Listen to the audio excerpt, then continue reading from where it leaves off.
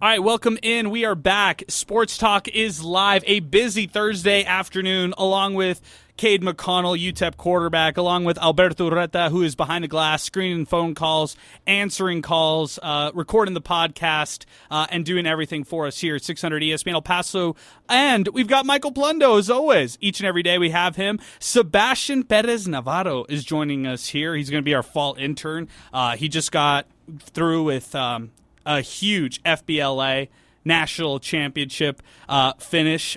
Sebastian, welcome back to the show, man. How are you doing? I'm doing pretty good. Thank you for having me, Adrian. A huge shout out to everybody. And again, thank you. An honor as always. Hey, it's great to have you, man. We're going to talk a little bit about your story that's coming up on our website, 600ESPNElPaso.com. Horrible Copa game last night. We got Locomotive FC tomorrow. We'll have Alberto Huichapa drop by at some point in our second hour. We got Talking Under Center, presented by the Austriati Agency today. Cade, it's a busy day here. Thursday afternoon, Cool Canyon Nights, McKelligan Canyon, Selena Tribute Band. That's also going on tonight. And Chihuahuas Baseball, 6 o'clock here after Sports Talk. We got a ton going on, but, I mean, no better than my last day of the show for the week. So, selfishly, I think that's awesome. Yes. But it's been a long day. It's been a busy day, but we get to cap it off in the right way. Very different than Tuesday's show, which we just got to talk about whatever we wanted to talk about. And today's busy, so let's get into it. Yeah, let's just jump into it. Alberto, let's start off with last night.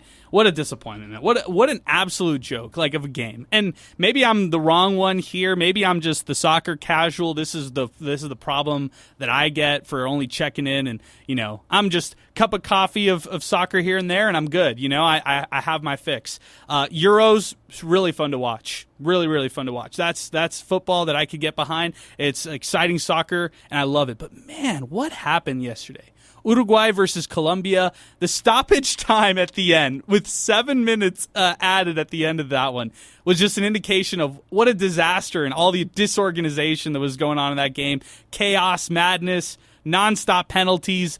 Second half, the first 15 minutes was just purely flooded with stoppage, just sloppy play all around. Yeah, it's a lot of back and forth, a really physical game like we highlighted yesterday, and so what happened after the game, it makes a lot of sense. The game in and of itself, I didn't particularly enjoy. Colombia gets someone sent off before the half. Uruguay's not able to respond and score an equalizer, and that's really disappointing to me personally. I thought it would have made for an interesting game, to equalize there even if it was late. But, Colombia, hats off to them. They're able to seal this one off. They're on an impressive run. I believe it's a 26 unbeaten streak right now. They're coming in crazy hot. They have to beat an Argentina team that's, the powerhouse of CONCACAF as of right now. So we can talk about what happened after the game. There's a lot of reports as to what happened. People.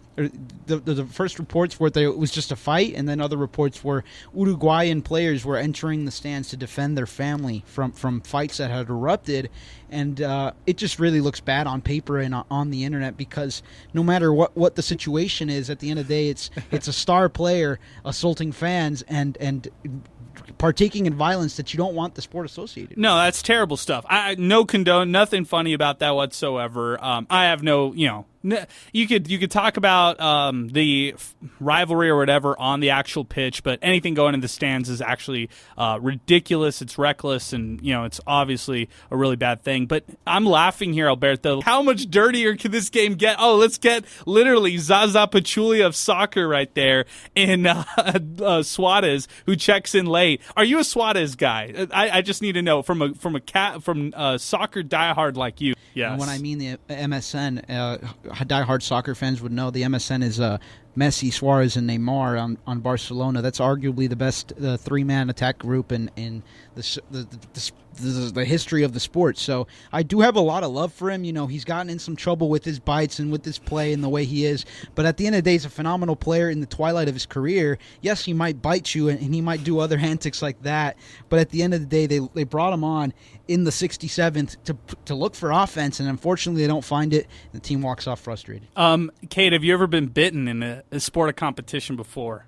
I've had a lot of things happen to me, Adrian. I have not been bitten yet, and I hope to never be able to tell you yes to that answer. Well, but the piles are awful. The piles are awful. Like, it could happen, right? No, it could happen. I mean, there's been a lot of stuff that's happened at the bottom. I've been pinched. I've been grabbed. There's been so many things that have gone at the bottom of those piles, and you can't breathe. I mean, you got 300-pounders laying on top of you. And if it's a really big pile, like bottom of a QB sneak and everyone's kind of just jumping on to kind of hide the ball or, not let anybody in and see there, it gets rough when you can't breathe after you're already tired and winded for like 30 seconds. That doesn't sound like a long time, but when it gets to that, 15, 20-second mark, you're like, I think I'm going to pass out. Okay, I hate that. Like, what are people yelling in that pile? Are they saying get off or stuff like? Because now you can't rip players off in the NFL Correct. or college. You can't do anything like that. And as soon as anybody enters that pile, that's a flag as well. And that's happened to UTEP before in the past. Correct. They say get off, and they add some vulgar words in there to make it a little more forceful too. Yeah, I can't imagine. And it could lead to injuries. That's probably the worst part about those piles. Yeah, the last thing that you want to see is guys, getting held onto or twisted. We'd always talk about like the gator roll in football of grabbing somebody's ankles and then rolling them, that's a dirty play. And so you don't want to see anything like that. You don't want to see guys getting injured over something silly where the whistle's already been blown, the play's dead, you're sitting down there, and then all of a sudden there's an injury. There's no reason for that. Let's move on to a story today that should have probably led us off today, and it involves Michael Plundo and his favorite player in baseball right now. Paul Skeens, 7 innings, his final line today, 99 pitches, his 11th Major League Baseball start, 65 strikes. The All-Star righty has now lowered his ERA to 1.9, or he's 190 right now. Skeens was replaced by Colin Holderman, who surrendered a leadoff single to Jake Bowers for Milwaukee's first hit in that game. Where do we start, Michael? Instead of starting off with how great Paul Skeens is, let me ask you this simply. Were you upset that he was taken out? Absolutely. I mean, Paul Skeens has been throwing 120-plus pitches even when he was at LSU. I don't get why you're pulling him. I mean, I think the guy is built to go 8 innings plus, even more. I think he's, more than proved that. I mean, there was even a game last month where we played the Cardinals, and he stayed in the game for 8 innings and only gave up one hit and 1 run. I mean, I don't understand why manager Derek Shelton decided to pull him early. I get, not wanting to risk Tommy John or that kind of stuff, but I think Skeens is fine. I mean, just like I said, he was pitching like over 100 and 110 pitches at LSU, so I don't understand the move there. Okay, so fortunately for you, Michael, you have a day job, so we for all our listeners out there, we do not pay you. You come here because you want to work, and we've talked about this here on the show before. You told us that Paul Skeens games are must-watch for you. Since you're a working man, how'd you do it today? I pulled up the stream. Anytime a boss would walk by, I'd show my phone away. Sorry to my bosses listening out there, but he's a guy to watch. I mean, he's so fun to watch, just those 100-mile-per-hour pitches. I mean, if you look at the stats, there's a huge gap in between Skeens and the other pitcher, at most 100-mile-per-hour pitches thrown. He's thrown like over 80. It's insane. Really? Yes. Wow. I love it, man. He's so much fun to watch. He throws hard. It looks effortless when it comes off his hand. Today was just a reflection of how great he's been, and he's on his way to being the NL Rookie of the Year. This is something that we floated out there early in the season. But now, this is somebody right now who's been killing it, Cade, and is just an absolute monster out of the Pittsburgh organization. I had a question because, I've been at the facility all day today, so I got to see some of it. I didn't get to, dive into much. Has there been a rookie that has thrown a no-hitter?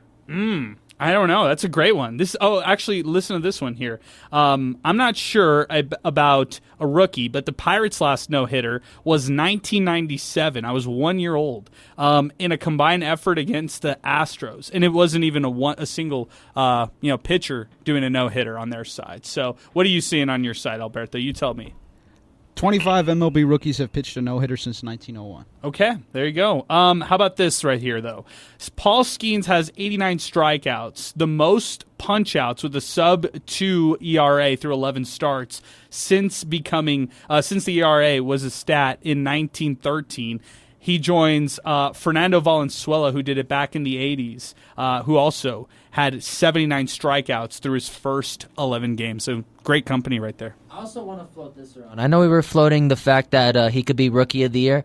What about Cy Young? Is that crazy to think that he could be in the talk for that? I'm not saying he deserves it, but at least to be in the talk of it. I need to phone Steve. I need Steve Kaplowitz here to hose down Michael Plundo. and to put him in place, because I don't have an answer to this one right here. I could tell you no, but I don't have a better answer for you right now. Steve would have a great answer here, so we need to phone a friend at some point. He would be the one hosting. We'll table this conversation in next week, and I'll say that we saved this one for him. Okay, that works for me. Can we save it while I'm on the show too? I'd love to hear it. So okay, you're hearing Michael geek out as a fan right here. He's just gushing for this one right here. And you know what? When I'm watching Rams football, man, I feel the same. When I watch LeBron succeed, I feel the same way. So I like this. And Pittsburgh baseball, there's nothing to get excited about, Michael. Over the last couple years. Yeah, look at where the Pirates have been. Their last playoff appearance was 2015, where they lost in the wild card to the Cubs. I mean, there's just been nothing exciting going around the Pittsburgh Pirates organization. I mean, McCutchen was traded back in 2017, which hurt the franchise. Thankfully, he came back. But Garrett Cole getting traded hurt just as much. And now you got a generational pitcher on your roster, and another one, too, with Jared Jones. So hopefully there's more excitement within the Pirates organization in the foreseeable future. Okay, let me ask you this, Cade. To hear somebody who's this passionate about a team right there, is it refreshing just as a sports fan? It is refreshing as a sports fan because I go through it year in and year out. Angels, Chargers, Clippers. Just misery, pain, and suffering is all I hear. It's all I feel. It's all I see. And so I understand. I understand exactly where Plundo's coming from. I understand that he sees all the potential, and I don't blame you. Not one bit. Thank you, Cade. So, okay, I was going to say, who wasn't in that conversation is UTEP football, because this year it's changing, right? That's exactly right. Okay, I like it. Cade McConnell with us, UTEP quarterback in studio. Hey, Sebastian, I'll bring you back in on this one. Cade's been talking a lot of NFC East this week. This is the week where he previewed the NFC East. Did I say Cade? I meant Michael. But yes, NFC East this week.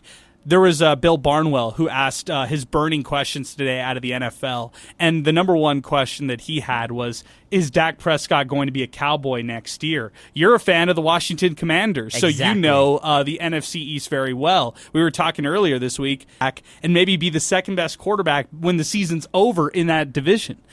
A lot of interesting storylines going into the NFC East football division this year when you look at it from top to bottom. One thing that I've learned as a Washington Commander fan, and this was since Robert Griffin III first debuted when I started watching them, is that never believe in a quarterback who's drafted highly, especially in that number 2 slot. If you remember the 2012 draft, RG3 was taken, had a great rookie season. Sadly, injuries was the death of his career. We had Kirk Cousins, who is frankly my childhood hero. But the thing that concerns me about our new draft pick is how he's going to fit into the system. Dan Quinn is obviously a very defensive-minded head coach. Obviously, we have Cliff Kingsbury as our offensive coordinator, but the only thing is, can he fit to a guy who maybe wants to run the ball more than passing? So there's a lot of question marks that they had to get together. Plus, Dan Quinn and Cliff Kingsbury don't have any professional experience together as a unit. So there's also ownership problems that you're dealing with, and there's a giant bubble around the Washington Commanders to see if they're actually going to be good or not. So obviously right now, since Jaden Daniels is a rookie, I wouldn't say bet on him to be the exact top guy in the NFC East. Dak Prescott, the problem with Prescott is that the Cowboys have had numerous losing streaks. They haven't had as much playoff success if they wanted to under the helm. And I think, frankly, Jerry Jones is getting tired of it, especially as a number 2 seed. You have the opportunity to have a home game in the divisional playoff, and instead, what do? You blow it to the Packers. So, quite frankly, if Dak Prescott can't get it together this year, then there's a huge possibility, and I believe so, that they could be moving on quickly. Yeah, I think that. I mean, that's definitely a possibility. Now, it's so interesting you brought up the Cliff conversation earlier with the Commanders. I mean, I look at the Kyler connection with Cliff, and Kyler was just such a playmaker when he had Cliff Kingsbury as his head coach. And so maybe there's some, pathway for a dual threat quarterback to be out there and stuff like that. But it's going to be an interesting division. But check out that story. It's up on the web. Ceiling and floor analysis for every NFC East team. Speaking of Steve, he also has an article up on the site talking some UTEP football and expectations from fans. We'll talk about that story coming up next, because I want to talk about setting the expectations, setting the goals for the 2024 season and what fans have already said and what they've already chimed in on as far as their expectations for this year. UTEP Zay is in the house. Zay Galindo, he just got here. Zay, we got a chance yesterday. I'm still excited about that Jerica Hughes interview. So for anybody who missed it, check out our podcast channel. We'll have the updated podcast up on the podcast channel here soon enough. But Zay, I was just real impressed with Coach Jerica Hughes, UTEP player. She played in basketball, but UTEP athlete, I should say, to make the Conference USA Hall of Fame.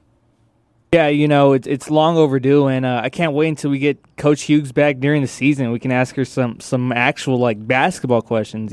She seems like a very talented basketball mind. Oh, I know, man, and she's willing to give back to the sport right now, like she was talking about yesterday. So we'll do all that and more. Hey, our telephone number, we got an open first hour. Our telephone number 915-505-6009. You want to talk anything with us? Now's the time to do it. We got the full brain trust here on Sports Talk. We got Calvin Brownholtz coming up at 5:00. Talking Under Center. We'll talk about that one here in our next segment. And again, Alberto Huichapa from El Paso out at Southwest University Park. Just getting things started here on a busy Thursday afternoon. Let's do it right now with Charlie One, who's got our first traffic update as we continue. UTEP football here on Sports Talk, 600 ESPN ElPaso.com. Check out all the articles that we're talking about here on the show as well. And then also 600 ESPN El Paso on Twitter and X. 600 ESPN El Paso, our free mobile app as well. Best way to listen. A lot of EAS system alerts yesterday and kind of this whole week. So that's the way to listen in. Steve on vacation.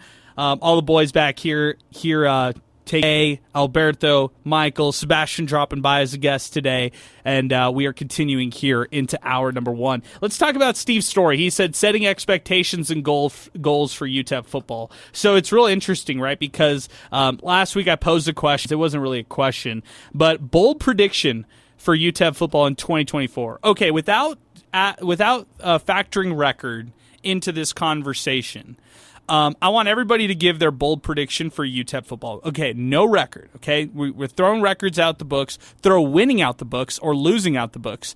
I just want bold predictions about what you kind of feel about. You could go anywhere from attendance to offense to Cade to Scotty Walden to recruiting to everything like that. So that will be the task for everybody here as far as our brain trust here for your bold prediction for UTEP football. Let's hear from some of our listeners and what they had to say. Okay, this is Enrique Ortiz who said this last week. Here are my bold predictions, but within logical predictions. August and September, they're going to go 2-2 against Colorado State and Southern Utah. Those are the wins. October, I believe they're going to go 2-2. November, UTEP's going to go 2-2, and UTEP makes the New Mexico Bowl and plays UNLV at 6-6. Okay. This is the next one. Joseph Ortiz. I believe they're going to get more wins. I say 5-7. Okay. This is coming in from Trey Chauvin. He says 4-8. Jim at Jim Kell 20 says 5-7. Eli says this is my bold prediction. We find out Walden is definitely the guy leading us to a 12-1 conference winning season at some point, earning UTEP the lone group of 5 spot in the inaugural 12-team playoff. Oh, man, that's wow. That's a lot right there. Felipe Candelaria Jr.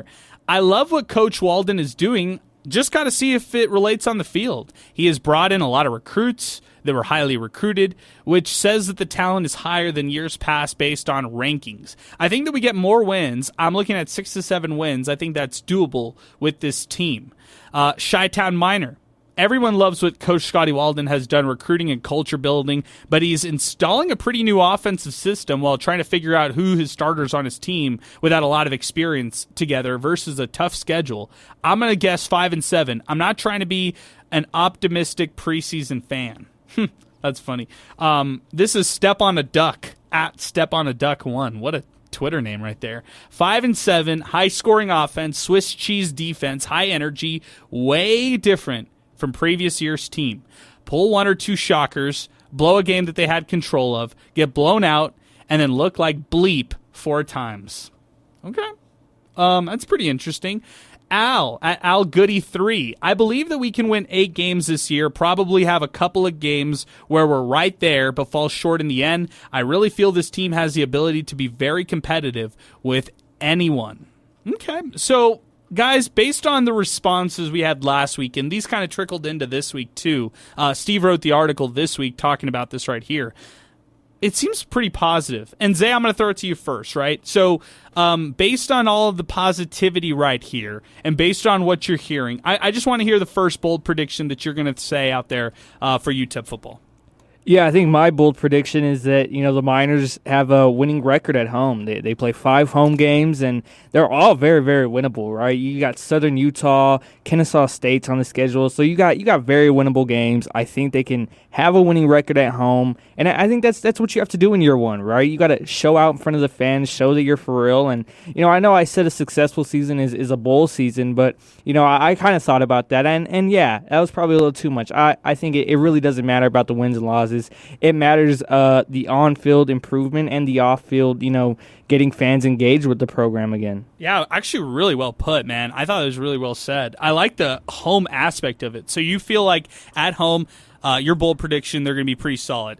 Feel free to react whenever you want, Cade. You have carte blanche, so you can react whenever you want, okay? I already have my predictions. Okay, yeah, exactly. 16-0.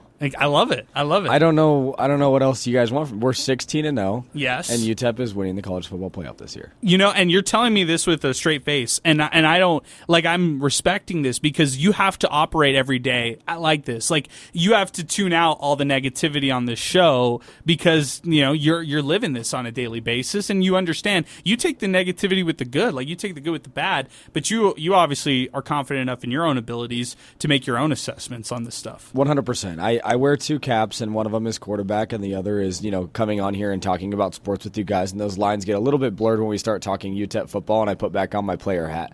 But we have a drill that we do week in and week out. It's called fourth quarter, and without going into too much detail, we do a series of different things, and it's all 16 reps because at the most you can have is 16 games in a season, and so we're going to make sure that that's always our goal. It should never change. Everybody in college football should be striving to win that 16th game in the season this year. Okay, I like it. Let's go to you next, Michael Plundo, because you have no attachment to this UTEP football program. Okay, so you're totally different than all of us. You go to Texas Tech. You're here on the summers. You're working with us right now. You tell us. Give me your bold prediction from UTEP football. You're watching on the couch. Someone turns on TV on a random Tuesday night, and whoa, UTEP's on TV because we're talking October football, and it's Casaction on a weeknight. My bold prediction is that we are going to see UTEP football in a bowl game this upcoming season. Wow, man. Wow. Okay, I like it. Anything you want to elaborate on there? I just feel, this team will be much more competitive. I love the hire of Scotty Walden. I think the guys are already ready to run through a wall for him. I think Cade can agree with that. And I think it's just going to be a lot more competitive team, and I'm excited to see what Scotty can do with the squad. Okay. I would love to touch on this for a second. Yeah, I agree with everything you just said. I think that's amazing. For anyone that has not heard of Scotty Walden's energy, which I don't know where you've been for the last few months, UTEP FB on Instagram, UTEP football on Instagram. Look at the story right now. We are the most energetic program in America, and I don't say that lightly. Today, on our Instagram, we have a video of Coach Scotty Walden stage diving off of the top of our weight room desk thing and into the entire group of everybody playing after we had just done, a crazy competition in the weight room. That is the energy level that this team is on right now. We have head coaches stage diving. I want to pull up the video because I saw it on Twitter and I didn't think it was real. It was like crazy. It was kind of crazy that this was actually the case. I can't find it right now. I'll pull it up at some point here today on this show because it's crazy. If any of you guys find it, I just found it right here. The caption, by the way, if you're juiceless, you're useless. This is Scotty Walden from earlier today, stage diving in the Larry K. Durham Center in front of all the players. Here we go.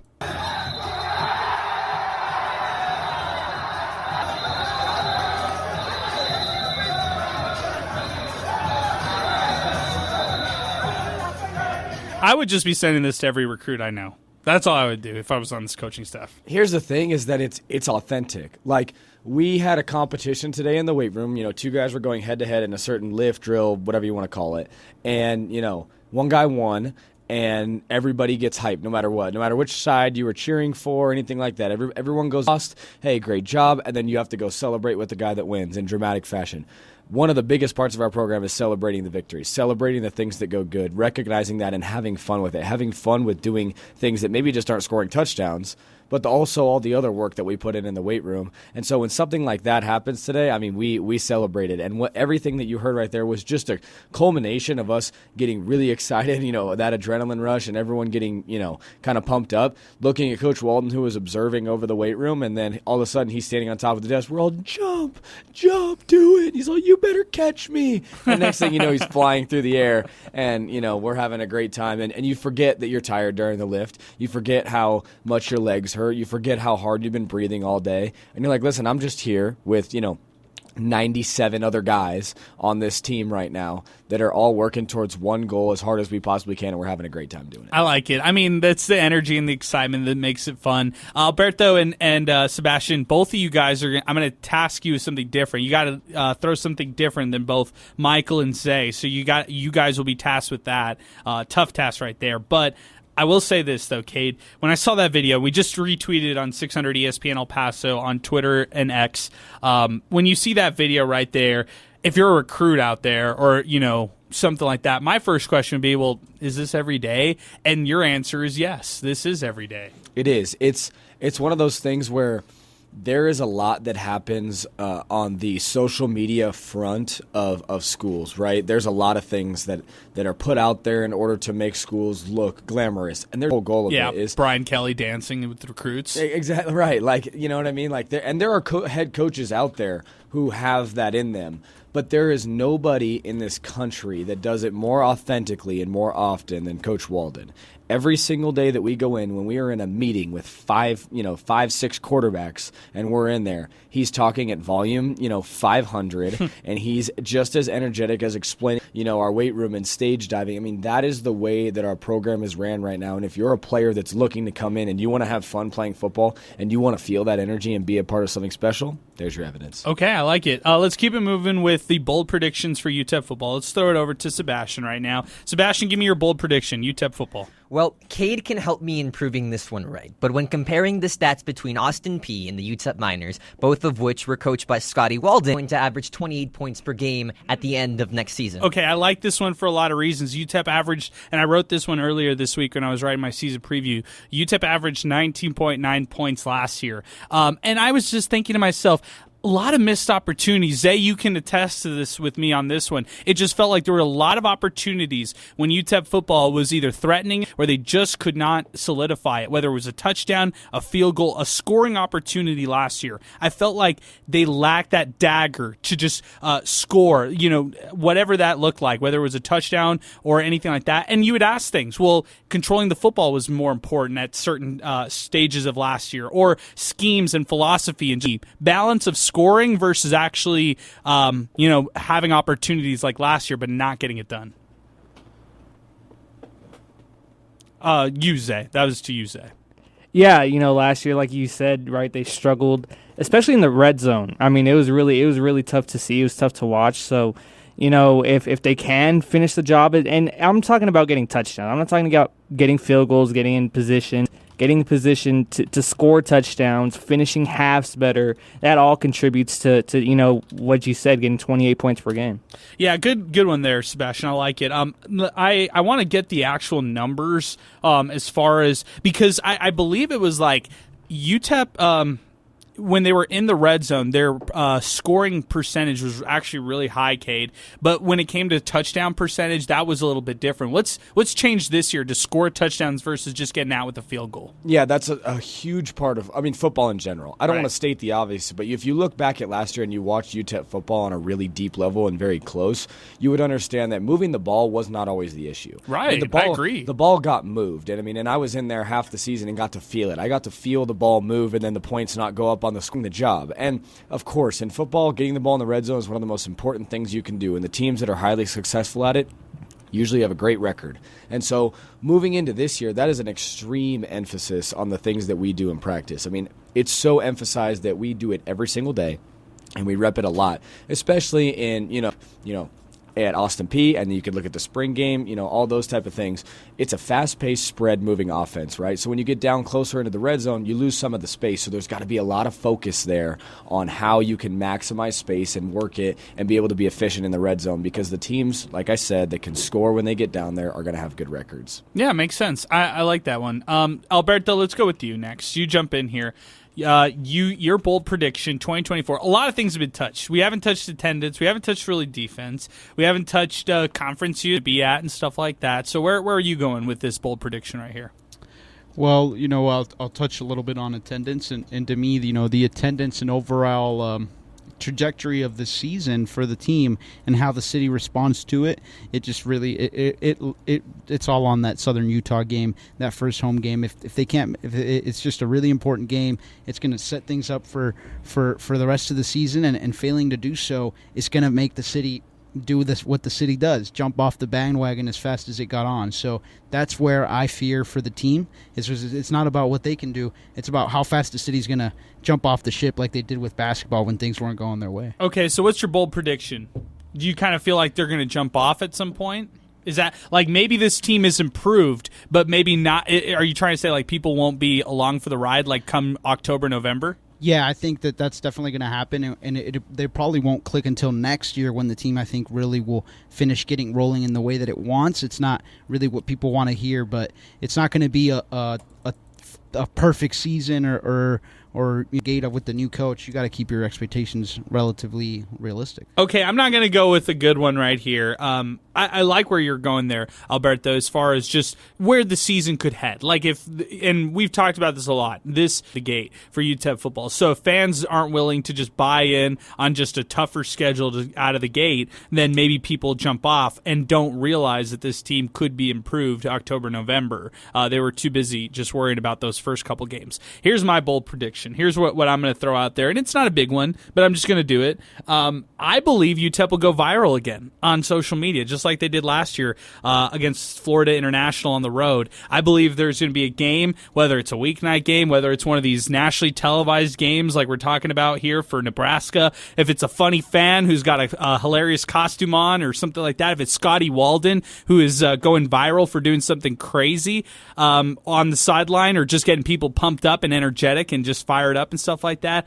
I'm seeing UTEP trending on social media at some point this year in a big way. That's my thought. That's my bold prediction. I didn't know that we were viral at FIU. Is yes. this true? Oh, now I'm remembering. But what I actually thought in my head was the even probably more viral clip was the fake QB sneak by none other than Calvin Brown Holtz, I believe, is who it was that ran that. The fake QB sneak pop pass over the top. Oh, yeah, the bowl game. Exactly. We got to bring that back up when we get Calvin on here in a second. But that's what I thought you were talking about. Another viral play by the Miners. Okay, you jump in, Sebastian. One thing that I will say about virality with UTEP is that they had the perfect opportunity to go viral during the spring game. Because while we were there, I noticed something that I've never seen in my life, and that is Coach Scotty Walden, full headset and playbook on the field, calling the plays right there and then. Usually the coaches are going to join the field, but I've never seen a coach like that so animated. Maybe he was just trying to be a character, but overall he's kept up with the spirit, as we just saw with the Twitter video. So overall, if there's one person that can make UTEP viral, it's Scotty Walden. But the main thing is the golden opportunity was right there, but I don't think there's enough media attention in order to capitalize on that.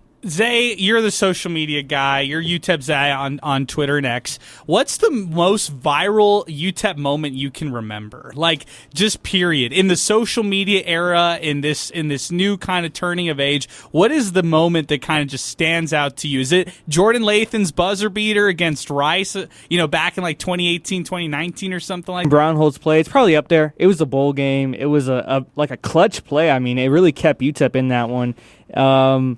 There's a couple bad ones that I've seen on YouTube, kind of like the meltdown against Kansas. How many a couple years ago on ranked Kansas. End of the year, it would have been a crazy upset, and they somehow lose that lead. So definitely between one of those two. Or, in that same FIU game, you got Buzz, taunting after making a field goal, getting what was the, I don't even remember what the penalty was on Florida him. Atlantic game. Yeah. No. This is where Buzz is going in the guy's face. Was that Sam Houston? This was the game winner. They were getting this totally wrong. I'm really upset that we don't know this. This is a good one right here because Buzz goes viral for getting in the guy's face. I can't think of what this is. Was this maybe one of his first ones? You might be right on FIU. I thought it was FIU. Yeah, it was against FIU, and it was like the Panther defender almost, ran him over after making a field goal. I think FIU might be going down as number one, guys. I think, and that's actually kind of crazy. The whole game, whether it's the Lambeau, and I'm watching it right now, Buzz getting in the player's face, who you're right, he clipped him a little bit on the end of it. I don't remember what the flag was. Was it running into the kicker or was it taunting? It was taunting. That's hilarious. But I love it.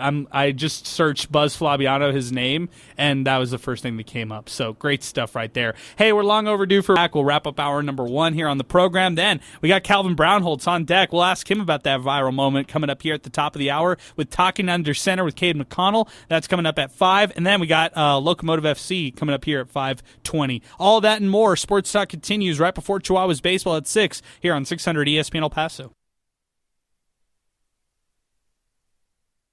All right, we're wrapping up hour number 1 here on the program. A question coming in for our very own Michael Plundo. It is from Adolfo at Braves fan 1313. You know where he's. Does Michael Plundo think that the Pittsburgh Pirates are able to keep Paul Skeens and Jared Jones long term? They have a really, really good young core.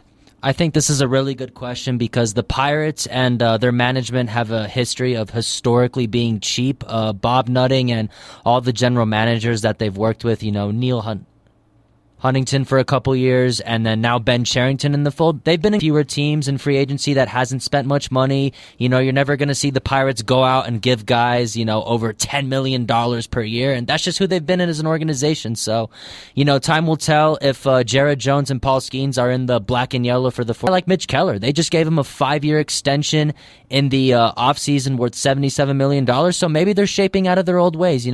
Only time will tell, but I'm hopeful that they keep Skeens and Jones with what they're doing right now. Well, guys, good stuff there, Michael. Yesterday was an utter demolishing of Team Canada. I get it. It was a select game, and, only certain people played. But, when all the good guys, and I say the good guys, but, you're talking about the core guys of that Team USA, Ron Curry, Ant, Joel Embiid. And I think that's where I'm kind of most excited about Team USA is their bigs like Joel Embiid. Even with the twos, like Anthony Davis is over here blocking every shot down low and really anchoring things down low. Zay, I have to go and I have to tell you that I was wrong. Like, you were right yesterday that, hey, you shouldn't necessarily be worried about much. Team USA should take care of business when they're out here for the Olympics. Yesterday maybe gave me a little bit more certainty that we'd be okay here for Team USA.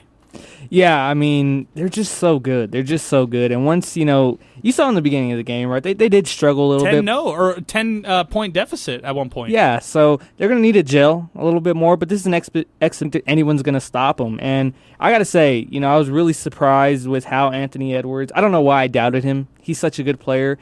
For him to thrive around that much star power, that much scoring, and still come out, as one of the better players on that squad, I mean, it just goes to show he is one of the futures of the NBA. Oh, I agree. I mean, I do feel like that's the case right there. He's getting handed the torch here soon enough.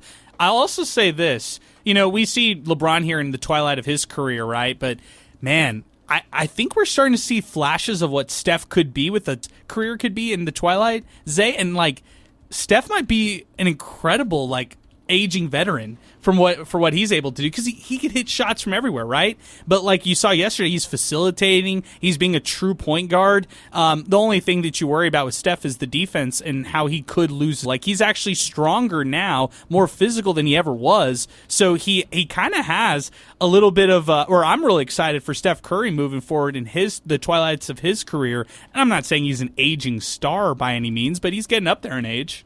Yeah, and it's good to have that, longevity, right? He is a good point guard, and 6'1" guy. He's 6'3". He's not short. He's not tiny. He's been a decent defender, and obviously, like you said, as has his athleticism, winds down as he gets older. He's going to get worse on the defensive end, but you take that when you have a guy who can run an offense at a high rate, who can still shoot the ball if you get him open, if you get him looks, and playing with LeBron, I mean, that's a crazy deal. We're just glad it never happened in the NBA. I'm glad too. I'm glad it never happened. Cade, I'm going to continue to be happy it's not happening right now. Maybe it happens in the future, but I'm cool with it not happening as of right now. I'm a little worried that it does end up happening, like forcefully, like one of the two say, okay, let's finally do this, let's play together. But Steph is 36, about to be 37, upcoming in March. LeBron is 39, about to be 40, into the handing of the torch right now, and the passing of the torch that we're seeing in the NBA. Yeah, it is, and it's kind of a weird time because, you've seen the greats, you've seen the headlines every single day, and then all of a sudden it's a different name, and it starts creeping in, and then there's that passing of the torch, and a new wave comes in. And it doesn't feel the same anymore. It's no different in a way than, having guys on your team who graduate and leave your own football team. You're like, it's just not the same. It could still be great, it could still be good, but it doesn't have the same feel as it once was. And it's kind of that, loss of feeling like you've had something great, something you grew up with, something you've always had, and it changes. Yeah, I can see that right there. Hey, that'll wrap up hour number 1. When we come back, we got a busy hour number 2. Talking Under Center with Cade McConnell is next. That's with Calvin Brownholtz, former UTEP quarterback. He is a current high school football coach, and we're going to talk about that and plenty more. Stay with us. Sports Talk continues right here on 600 ESPN El Paso.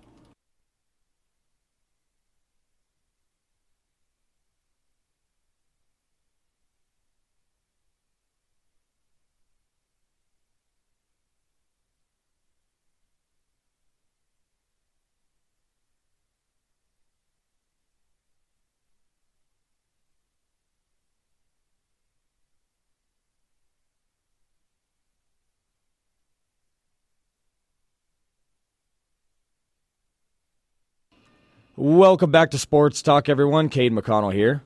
We have Calvin Brownholtz on the line. Calvin, how's it going, man? What's going on, guys? I'm doing good. How you guys doing? Good.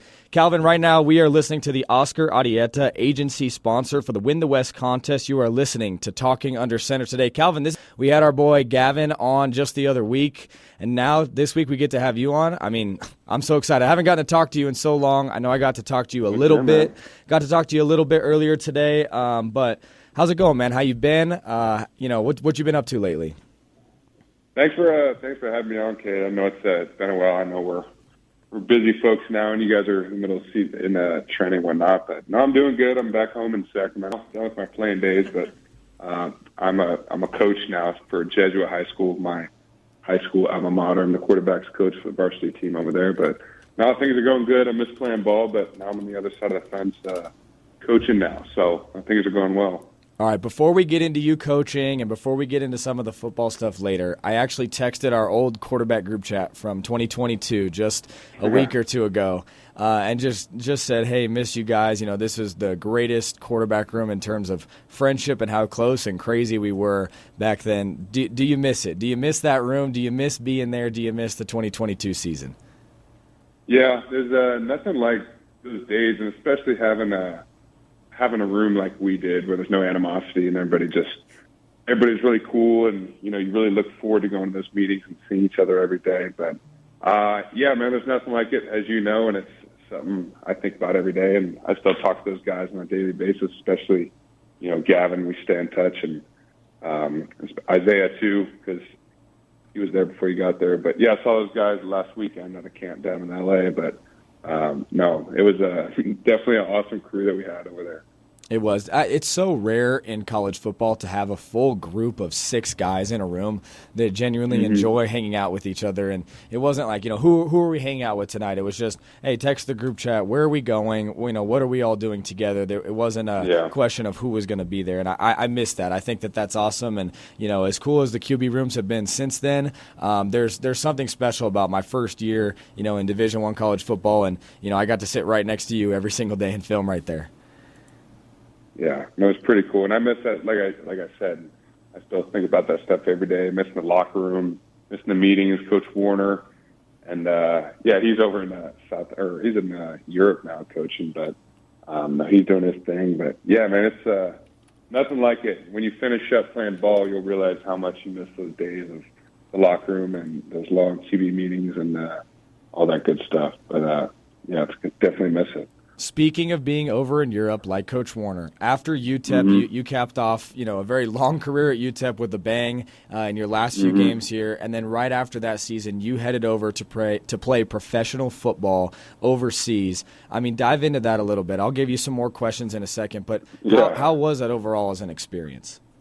Best time of my life. So I finished up, and obviously we finished our season against my last college game against UTSA at the end of November. So I finished that, and I called it. I knew that was the end of my road, and then I was looking forward to come back home and working for my family business. So finished up, got back home in December, started working in January, and then about 2 weeks into January, I got a random call on my phone from Coach Nick Holt. He's a pretty notorious college football coach. He's been around the country and whatnot. But he called me one day and was like, "Hey, you want to come play football in Italy?" My first thought was like, "They even have football in Italy?" Like, I don't really know. So I called him back. We chopped it up for like an hour, and he gave me the rundown. And I knew I had some left in the tank, especially just being kind of a backup most of my career. I always kind of look forward to that, being a guy completely at one point. And so when I got that call, I made the decision the next day to go over there. And honestly, I didn't know a soul over there. I knew one or two guys who played in Europe, but I just kind of, it was a wing it type of thing, and went over there. And it was just freaking awesome. I mean, my whole mindset going over there, why I had so much fun, was I went in with the mindset of, there's no stress. I have nothing to lose. Not that I didn't have that in college, but it was just, I'm going to a foreign country on my own. I don't know anything about it. Whatever happens, happens. And I think that was a big part of my success over there. And having fun was just, I'm going there. This is kind of a bonus, as my whole career, my football career goes. But no, it was an awesome time, and played in some pretty cool places, stuff that you see on movies and stuff like that. But no, it was a pretty fun time over there, to sum it up. Best time of your life is a bold statement, but I know you believe it because I've talked to you, throughout your time over there and given you calls, and the way you've talked about it has been, nothing short of you acting like it is the best time of your life. So I know that's genuine. But when we're here in El Paso, at times we say, the Sun Bowl didn't fill up, and there was 10, 15, 18,000 people there, right? And that was an empty day. Over there in Italy, I mean, the fans I know were nowhere near in those numbers. Talk about a little bit of the culture and the experience of your teammates and how the atmosphere was of actually playing those games out there. Yeah, so just to be up front, it is completely different. Obviously, football, rules are rules. Same 100-yard field, except for one game. It was a 90-yard field, actually. But that's crazy. So the culture over there, Italians, there's a lot of them that love American football. So where I was at in Varese, it's up north of Milan, in Italy, the team just welcomed me in open arms, and all those guys love football and stuff like that. Like the first day I got there, I was jet lagged, and it was the night of the Super Bowl 2 years ago, and they stayed up till 4 a.m. watching the game because of the time difference. But just overall, some of the greatest people I've ever met. Guys love football, great teammates, and the age range is from like 18 to, I had a teammate that was actually 48 years old, but it was just a mix of just passionate guys who loved the sport for what it was. And it's not like everybody's getting paid, an amount or anything. So there's no politics of that. So that really set the roots of these guys are playing because they just love the game. And there's nothing like that. And me, I'm pretty passionate. I'm a loyal dude. So being around that was like, oh, this is freaking awesome. So I really took on a leadership role early, connected with the guys early on, and Coach Holt, my head coach, just one of the best coaches I ever played for. We still talk to this day, but just overall culture. I mean, it's hard to explain until you live there for a while, like I did. But football was, it was why I was over there, but it wasn't everything like you guys are doing when I was in college. So it definitely stress levels a lot less, but I'm still out there grinding and whatnot. But just hard to explain. I can only give you guys bits and pieces, but actually living it was just pretty freaking awesome. Calvin, it's Adrian back here. What was the NFL team that they rooted for most in Italy? I think it's the poppy teams like the Chiefs and let's see who else. I think was it the Chiefs and Eagles 2 years ago? So Chiefs, Eagles, the Dolphins were a big one over there, and the Niners actually. But I think the Chiefs. Everybody was kind of a fan of Mahomes and those type of guys. But I think those are the teams that they were fans of. All right, Calvin, the cool part of this segment when we are on Talking Under Center is that we actually get to talk under center. Me and you get to get on here and share our love of quarterback a little bit. So share with the listeners right now, what was the offense like over there? Was it similar to our coach Dana Dimel's offense, or was it completely different? Were your reads the same? How you went about actually operating as a quarterback, was it completely different, maybe the same? I don't know, give us your thoughts. Yeah, so even a month before I got there, I was already getting the playbook from Coach Nick Holt, and pretty much, I would say almost identical to because we ran a pro-style offense with Coach Dimel. So the transition was actually very easy, and he tailored the offense, like Coach Dimel did when I was in and whatnot, towards, half run, half throw. So transitioning, a lot of gun, a little bit of under center, but same thing, quarterback powers, quarterback counters, a lot of play action stuff. And I had some pretty good Italian receivers, actually, which was really nice to play with. But overall, very similar transition from Coach Dimmel's offense. But it was very catered towards me, and I could make a lot of adjustments on my own because Coach Holt, he's been a defensive coordinator his whole life. So when he brought me in, he said, "Hey, man, this is your offense. I'm going to cater towards you. You do what you want. I'll call the plays, and we'll go back and forth." But, it was very fun to collaborate and kind of do my own thing, which is something I've always wanted to do. But, super cool stuff over there. That's pretty cool to get the keys to the car. So after your time in Italy, Calvin, you decided to hang up the cleats. You come back home. You talked about working for your dad. But you still had to get some football in you. You couldn't let it go away for good. So you started coaching back at your local high school. How has that been? I know you're still doing that now, but how did you get started at that in the first place? Yeah, so when I came back, I've always been really close with Marlon Blanton. He was my coach in high school. So we always chopped it up. And, when I was still at UTEP, and he said, "Hey, whenever you're done, come over to this side and coach." So, right away when I came back, within about 2 weeks, I was already coaching the JV football team. I was an assistant coach there, but no, very easy transition. And I don't know, I've been in a leadership role for pretty much all my career, and just playing football and whatnot, being the quarterback and captain for every team I played on. So coaching, very easy transition. And I still had that fire. That fire never really goes away. So it was really cool to come off fresh as a player and just hop right into a coaching position. But now I'm on the varsity team coaching quarterbacks, and now it's great, man. I love it. It's something I think I'll probably do for the rest of somewhere in the near future. And I do private quarterback training on the side too, which is something I really enjoy as well. But now it's fun being on this side of the fence. All right, there's no secrets here on Talking Under Center, sponsored by the Oscar Arietta Agency. So I always said, Calvin, that I would hate to be coached by you because you do have that fire, but you have the fire that's a gallon of gasoline lit with matches thrown on it, and it might just be lava. So maybe you love coaching, but do your players that you're being coached by you, do they love it too, or do they get the fiery Calvin?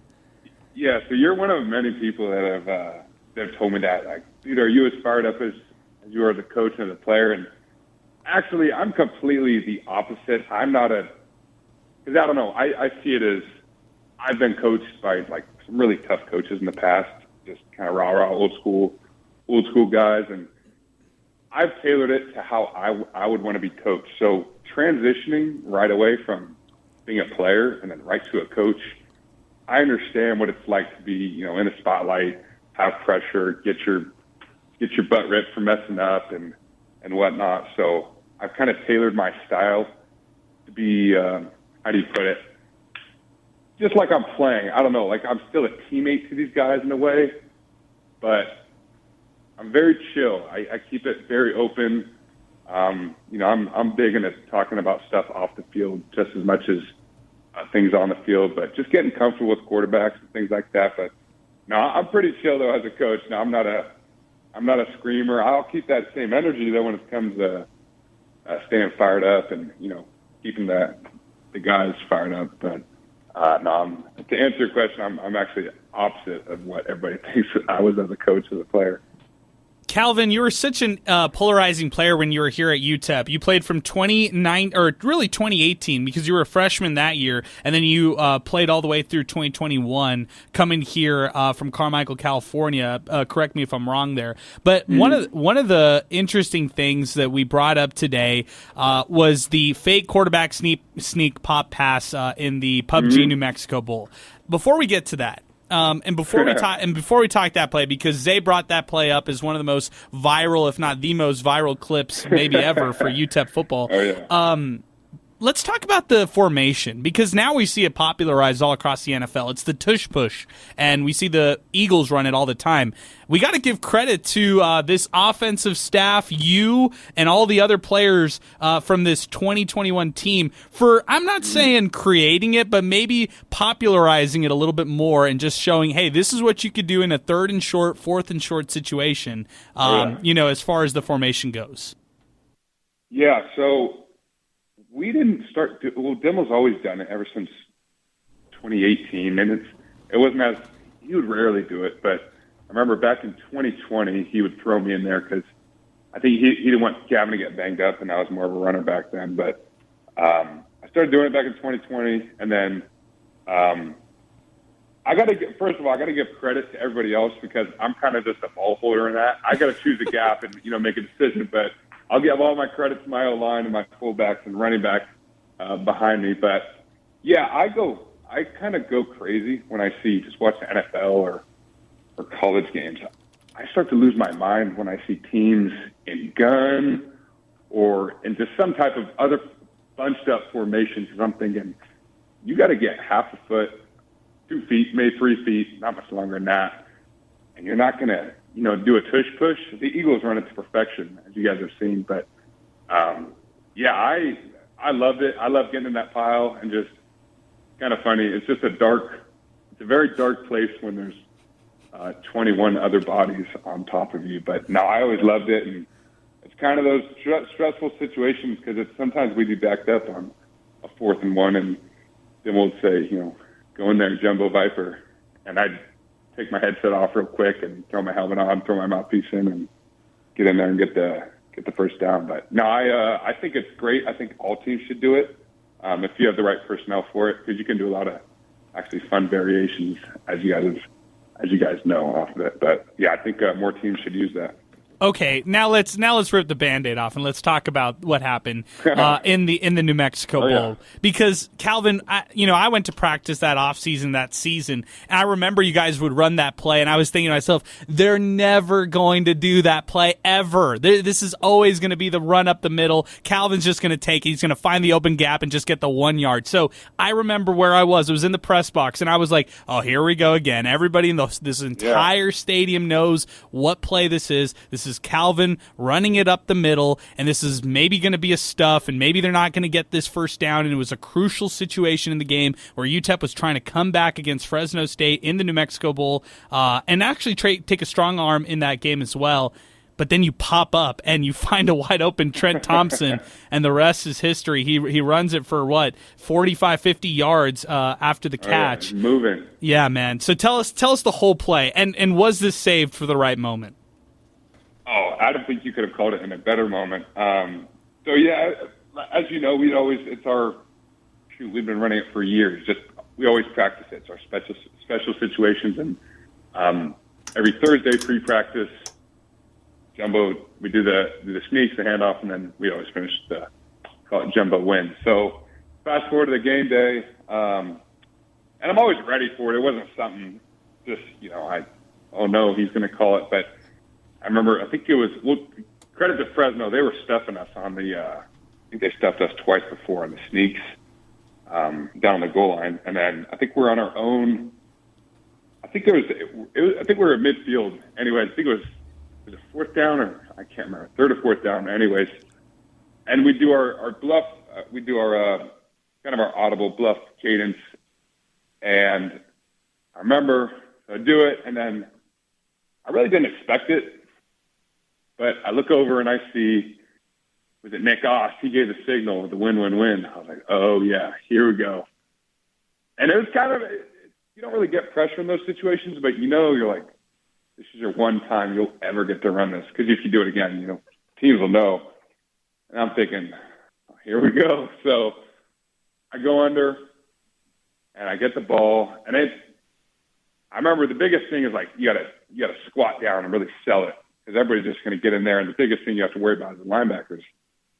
So I knew Trent was my guy. And squat down, pop up. And I'm thinking, this might be the easiest but hardest throw of my life. But no, it was really simple. And I just popped up, gave him a little lob pass. And it was kind of surreal. But what an awesome moment. I remember hitting that and then running down the field. I was like, holy crap, that really just happened. That really just worked. Can't wait to see this after on Twitter. So, unfortunately we lost. But I think credit to Coach Dimmel. I don't think he could have called that at a better time. But, yeah, fun play. I think the big thing was everybody got the ESPN notification on their phones, those ones you get randomly. So my phone was blowing up more than it's ever been. But that was quite the play. I love it. Calvin, you've had some really cool games. That's one of the coolest moments. It has to be. But I want to know, do you have a favorite moment or a favorite UTEP game in your career over the time that you were at UTEP? Yeah, I got to say, as painful as the game was, the UTSA game, I think, I went in there because Gavin got hurt and I played the end of Rice, and then FIU, we had some fun that game. And then I think they were ranked 24th or 25th in the country, and we had nothing to lose because this was, you get bowl eligible. And I just remember we came off firing, and I left everything out on the field. I pulled my hamstring really bad that game, and we came off firing 24-0, and then, still hurts from this day, and I hate talking about it, but blew the lead. But I think as far as team goes, play calling, and just passion in a game, I know that was just the most fun game of my life. And I remember the Alamo Dome was rocking, and it was loud. But no, I've never been more locked in a game of my life. As much as it sucks that we lost, I gave it my all that game and left my mark at UTEP. But it's got to be UTSA. Even though it was a loss, it's got to be that one.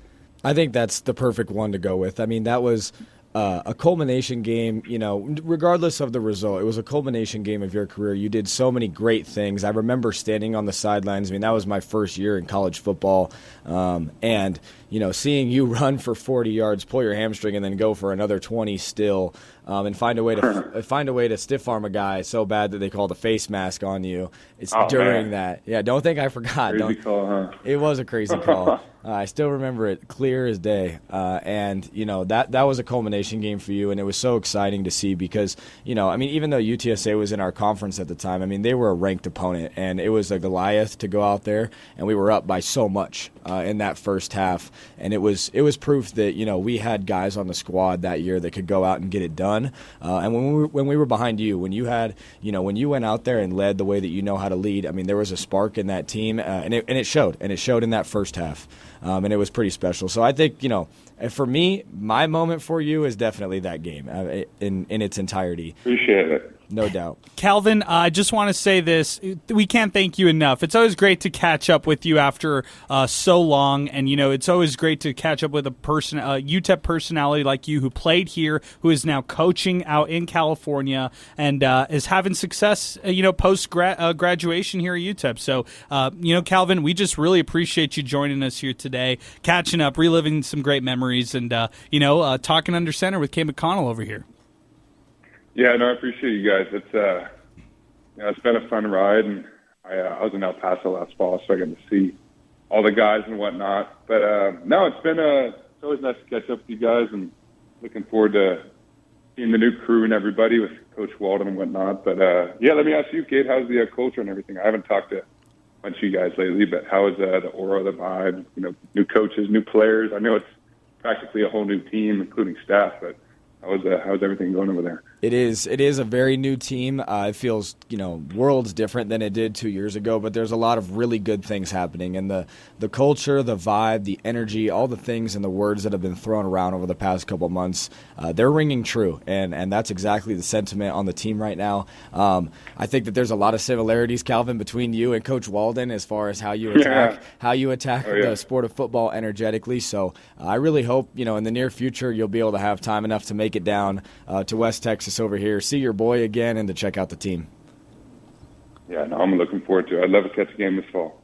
Awesome stuff. Hey, Calvin, thanks again. We appreciate it. It's Talking Under Center, Cade McConnell, presented by the Oscar Arietta Agency for the Win the West contest that's coming up here on 600 ESPNElPaso.com. Hey, we're a little overdue from our break. Let's take a break right now. Alberto Huichapa coming back, talking Locomotive FC soccer with us here on 600 ESPN El Paso. All right, let's do it. We're back here on Sports Talk, and the guests are still coming in. And it's Alberto Huichapa here, talking soccer, Locomotive FC soccer. They're back in action tomorrow. He brought us gifts. He's Santa Claus here, too, or at least he's one of his elves here today, because it's Christmas in July. Locomotive FC soccer celebrating against Las Vegas Lights FC tomorrow out at Southwest University Park. Alberto, 1,500 fans will get these T-shirts, and they're absolutely amazing, man. No, yeah, man. What I've been telling everybody is that if you don't have a Christmas sweater, or if you're like me, where you lost your one and only Christmas sweater, now you've got a replacement. You got these Christmas T-shirts that you can rock. With this heat, man. Let's have a little Christmas spirit, man. It's bringing people down. So nothing brings people up like Christmas, and why not bring it back? Our fans love Christmas in July. We've done it for the past couple years, and it's something that our fans love that we do. So had to bring it back, and we had to commemorate it with a T-shirt giveaway, of course. So glad you like the shirt. It's really nice material. I'm sure you're feeling it right now. It's really soft. I don't know what you're going to do with it. I think I know what I'm going to do with it. I'm going to go run with it. I was going to say the same thing. Maybe I'll wear it for a Christmas party. Who knows? Oh, I think this would be great at a Christmas party. It'd be festive. And let me just ask you this.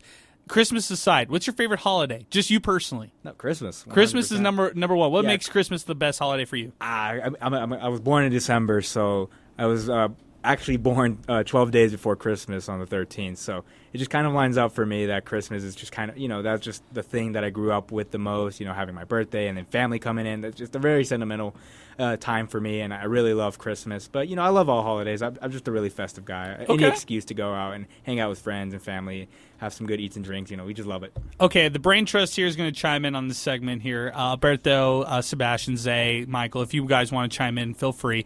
Sebastian, you too. If you guys want to chime in, let's do it. But I texted you this yesterday, man. We need to jump in on Copa and Euro soccer first. Before we jump into Locomotive FC, we'll have the chance. Give me your champion winners right here. Give me it on both sides why. For sure. So I'll give you the winners and I'll tell you why. Yes. So for the Euros, I'm going Spain, and then for Copa America, I'm going Colombia. Wow. Yes. And let me tell you. Yeah, surprise. So I'll start with the Euros.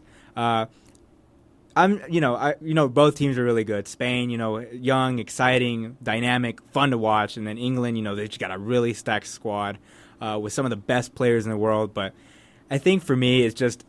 And maybe this is something that a lot of people around the world can relate to. It's just like any time you could just see England lose on a stage like that, and us especially as Americans, whenever you could just see England get dunked on, we just love it. So Spain, I'm going to be rooting for them, and I just really love that young squad that they're carrying on their team. Watching someone like Lamine Yamal and that whole story of him, being 16-year-old youngest scorer in the tournament.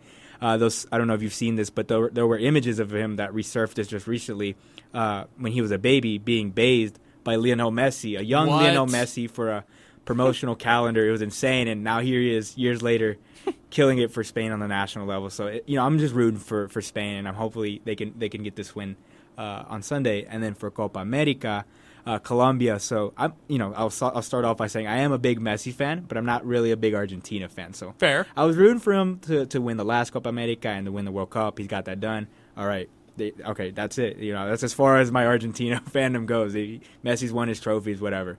And I know it could be a last hurrah for him to win another one, but I really want Colombia to win. They've been really, really strong at this year's Copa America. They've been doing some crazy things on the field, and part of it's also, too, that my downstairs neighbors, who I have a really good relationship with, me and him hang out all the time, he's a Colombian, so I really want to see him win and really want him to go out happy. So okay, that's a good answer. That's good stuff. That's why I want them to win. But I have no sides here. Like, whoever wins, I'm not really, I'm kind of neutral in all this. I have my picks, but whoever wins, I don't really care. Alberto Urreta, I need you to chime in here because you're our resident soccer aficionado.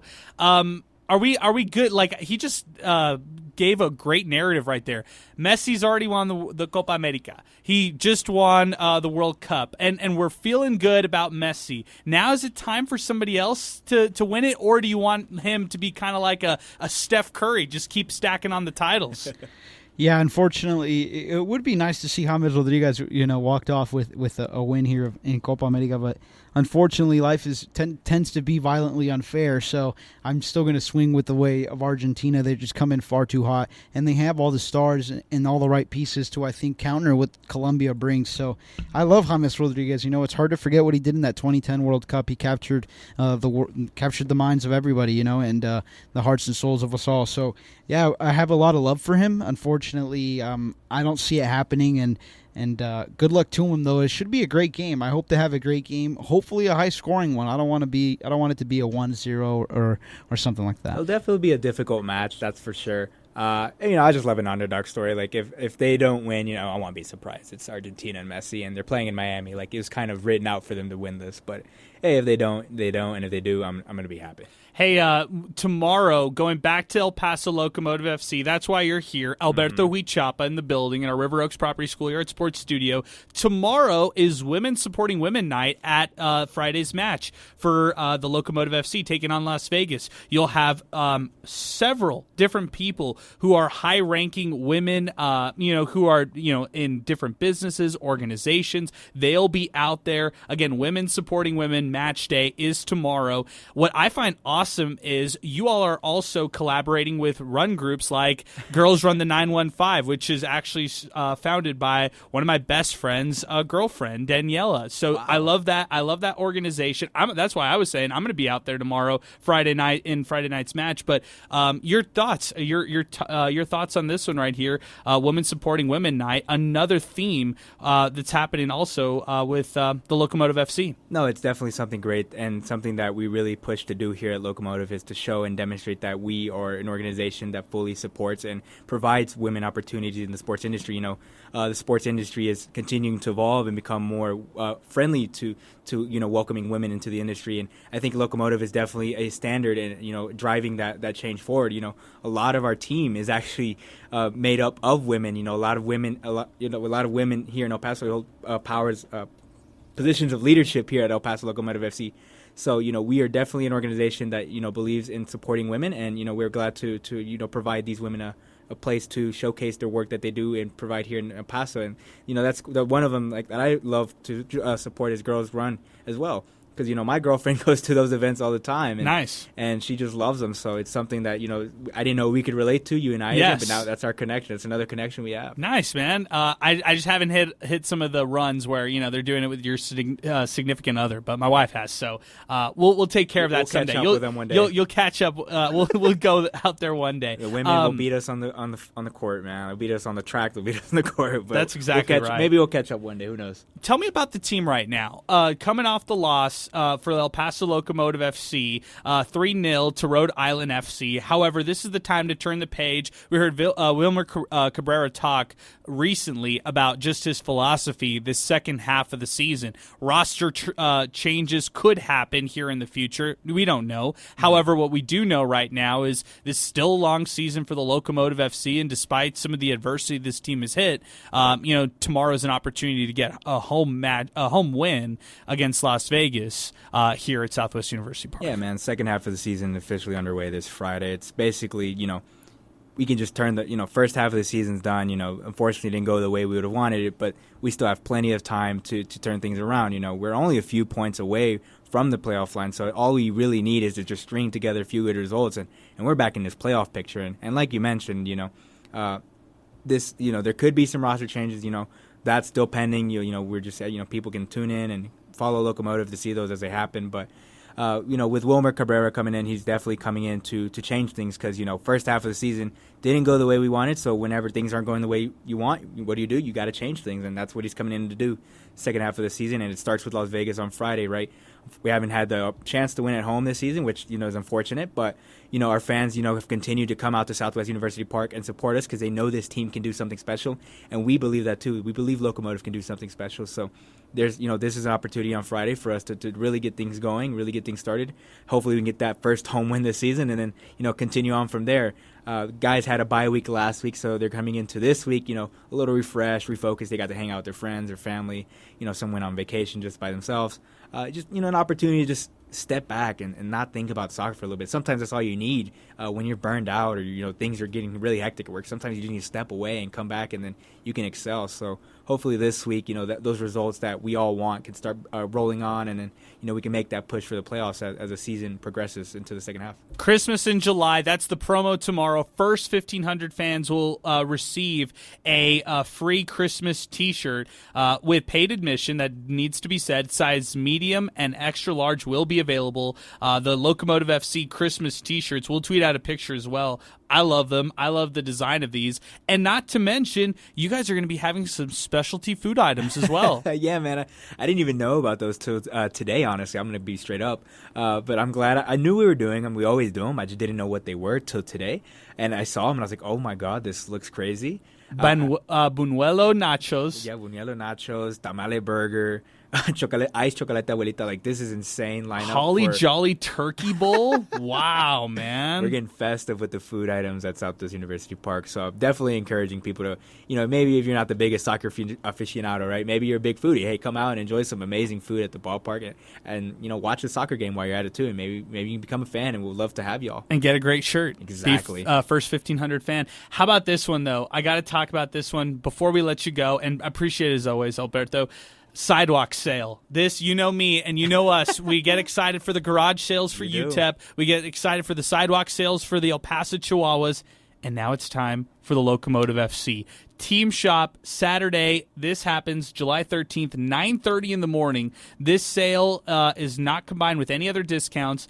$20 for jerseys, hoodies, and even FC Juarez hoodies. $10 can maybe get you some T-shirts and maybe even some FC Juarez hats. And you just bring $5 and you might walk away with shorts, maybe some baby items, socks, and all sorts of good stuff for the sidewalk sale. No, man, yeah, it's something we really wanted to do, and we're glad we were finally able to do this year and offer our fans. We're looking forward to Saturday's sidewalk sale, and when it comes to these sidewalk sales, we had a lot of merch that unfortunately just didn't sell, but we still want to give people an opportunity to buy and purchase, and hopefully on Saturday we see a lot of people walk away with some El Paso Locomotive FC merch, and also some FC Juarez merch, because that's it's our sister club, and we love working with them, we love supporting them. So ready to see a lot of El Pasans hopefully soon here in the near future, decked out with some crazy Locomotive gear. One more time tomorrow, it's Locomotive FC taking on Las Vegas Lights FC out at Southwest University Park. Get your tickets online, eplocomotivefc.com.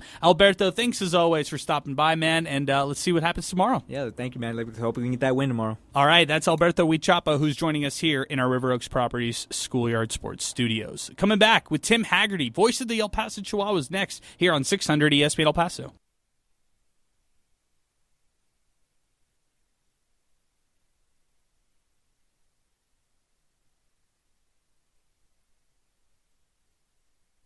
Sal Montes is in the building, and yes, Sal, UTSA does pump in crowd music. Isn't that crazy? UTSA, he texted me off air when we were having Calvin Brownholtz. Does UTSA pump in crowd noise into their stadium? The answer is yes. They do actually pump in crowd noise. And that brings us to our guest right now, the voice of the El Paso Chihuahuas, Tim Haggerty. Tim, minor league baseball has a lot of different things. They'll have specialty nights. They'll have, costume nights, fun theme nights, whatever it might be. But as far as fans go, they don't typically pipe in crowd noise, do they? No, I've never heard of that happening anywhere. It happens a lot in college sports. The only time I've ever heard of it in baseball was some ballparks did that in 2020 in the major leagues because fans weren't allowed. That was mainly for broadcast reasons, so there was some background noise. Believe me, over the years, I've broadcast, I don't know, more than 2,400 games, and a few of those over the years, whether it was bad weather or a Monday night in a smaller city or something, I've seen many games that didn't have many fans. But no, I've never even heard of that discussed in minor league baseball. Well, thank goodness. Thank goodness it could just stay with college football, maybe a little college basketball, and that's about it, and not get into any sort of minor league baseball or any baseball for that capacity.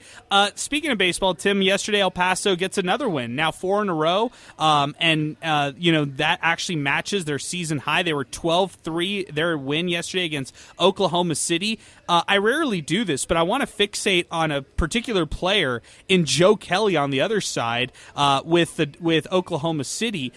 Just your thoughts on him. Like, what kind of presence does he command on the mound whenever he's, going at it? Well, last night he had a bad night.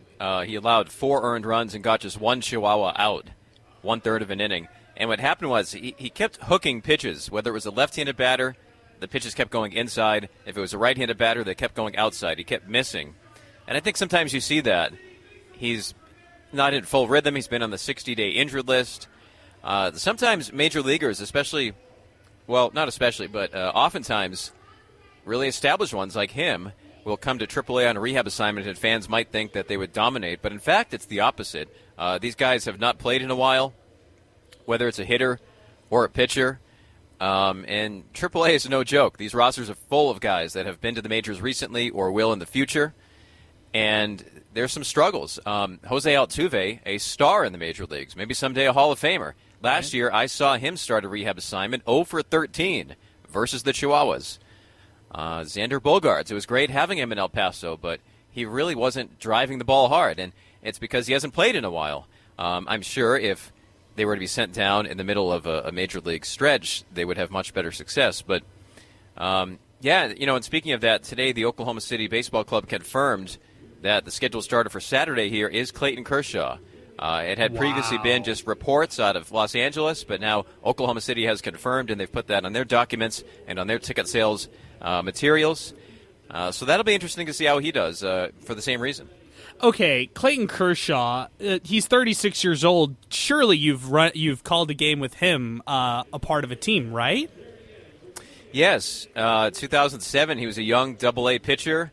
Jacksonville was at Mobile. I was living in Mobile and broadcasting games for that team. Wow, at that this time, is a that was great the story. Diamondbacks. Wow. Yeah, the Diamondbacks Double-A team at the time, and he was in the majors pretty quickly in 2008, the next year, as a young pitcher.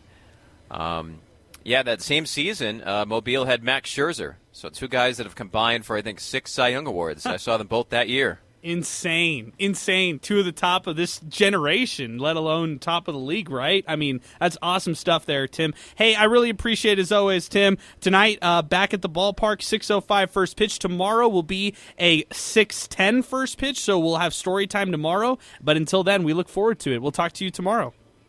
Okay, talk to you then. That's Tim Haggerty. He's on deck for some El Paso Chihuahuas baseball. Let's see if they can make it 5 in a row tonight here out in Oklahoma City. That's all for us here today. Want to remind everybody, dining deals tomorrow morning, 10 a.m. Le French Touch. That is dining deals, 10 a.m., 600 ESPNElPaso.com. $25 gets you $50 out to Le French Touch out at the shops at Solana. That'll do it for us here on Sports Talk. We'll be back in action tomorrow at 4. Good night, everybody.